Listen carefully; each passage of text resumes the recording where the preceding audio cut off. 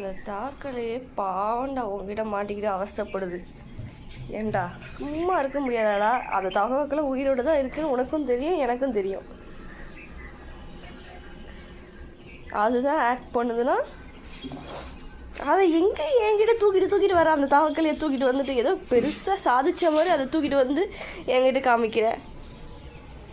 அமைதியாக இருக்க முடியாதாடா? தவக்கலையை வச்சுட்டு என்னடா விளையாட்டு உனக்கு? போன ஜென்மத்தில் பூனையாக பிறக்க வேண்டியதா நீ? உயிரோடு இருக்கு பார்த்தீங்களா? பாவண்டா அந்த தவக்கலை உங்ககிட்ட மாட்டிக்கிட்டு அவஸ்தைப்படுது. ஏய் குண்டு,